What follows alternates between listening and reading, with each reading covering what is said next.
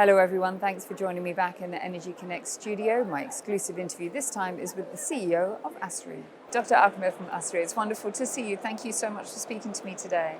Thank you very much for having me. ASRY has embarked upon a renewed strategic direction centered on transformation and innovation. What are the key pillars driving this new phase of growth? Well, ASRY has always been involved with ship repairs and rig repairs for quite a long time. And we all know that this kind of business has its times when it's ups and downs.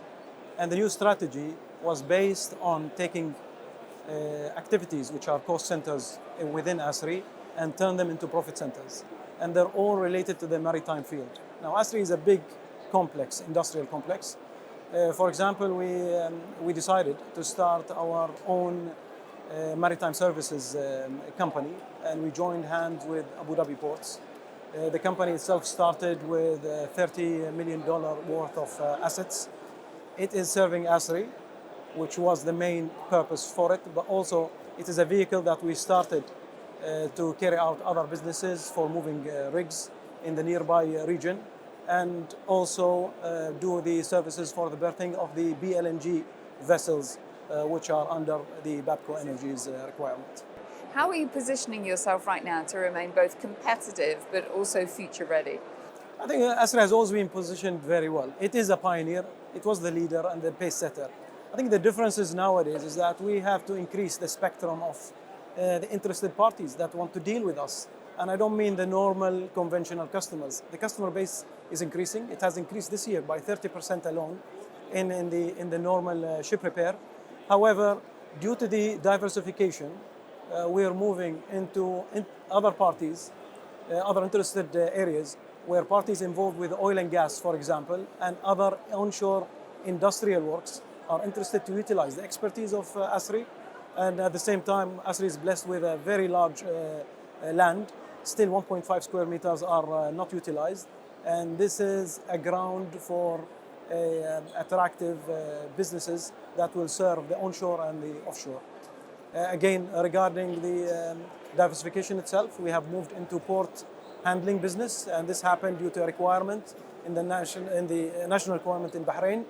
We stepped in. We have long berths, 5 kilometers of berths, and we dedicated one of them to handle the aggregates and other general cargo for the sake of easing the strain that was on the economy at the time. It gave the idea of creating a standalone entity which would make us step into the port and terminals operation. Very important for us, of course, was the green recycling. We started early, but then this year we are coming up with a new idea where it will get ASRY involved from A to Z. We were always the middleman, but now it has changed. We're going to be involved from the actual purchase and financing of the vessel all the way to the procurement and sale of the parts, including, of course, the high tensile steel. The facility is being upgraded as we speak.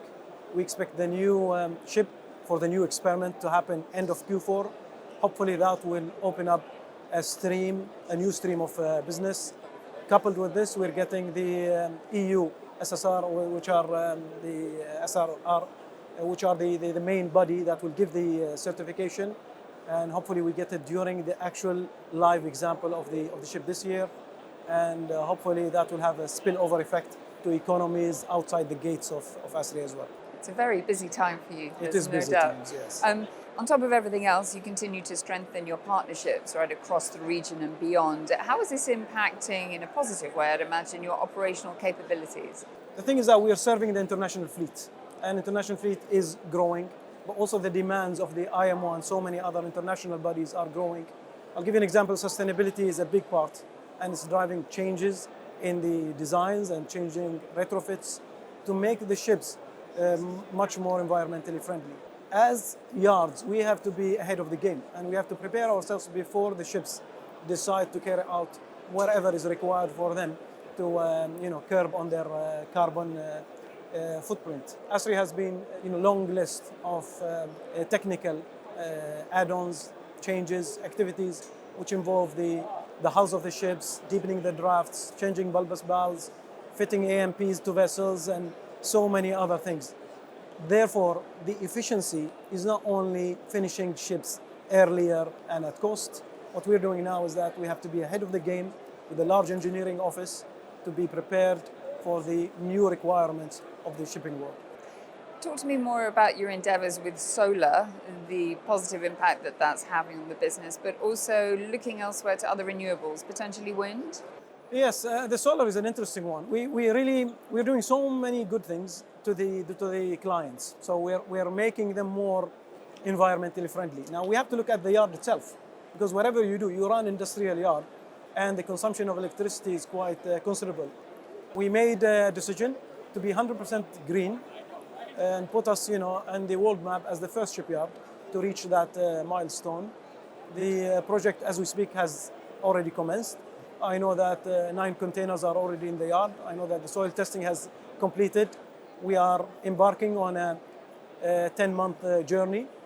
By that time, we will have the complete power need for ASRY's activities to serve the international fleet via 100% solar energy.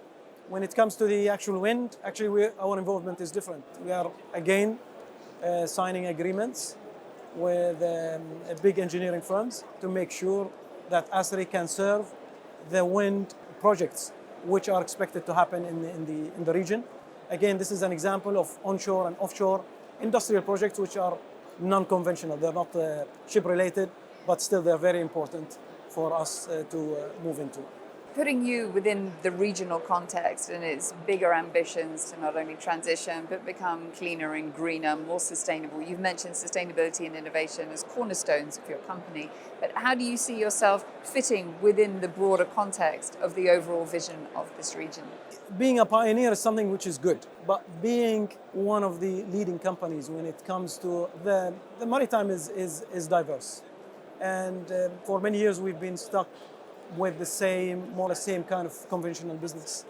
The yard itself has evolved to serve its primary need through evolving into having the capabilities to serve various maritime industries and other related industries. To be honest, one of the main pillars for ASRY is that we take everything that we have and through our diversification move regionally and internationally. And so the name itself has a reputation for high performance, and it has the reputation for excellence and delivery. That is one of the things we're working towards, and it merits that we set up other similar facilities, maybe not similar size, outside the Arabian Gulf. Similarly, when I talked about the different pillars that we are diversifying in, those will have lesser impact inside the Gulf and in the Kingdom of Bahrain, and greater impact when we move to the sub-Indian continent, Africa, and the Mediterranean. So plans, and we're moving through the initial phases of actually having a much more global impact regarding our involvement with various maritime related activities. Dr. Ahmed, as we've been saying, a busy, exciting time ahead for you. We watch with great interest and look forward to seeing you next time at ADIPEC. Thank you for your time. Thank you. Thank you. I hope you enjoyed that interview. For more like it, just go to energyconnects.com. I'll see you soon.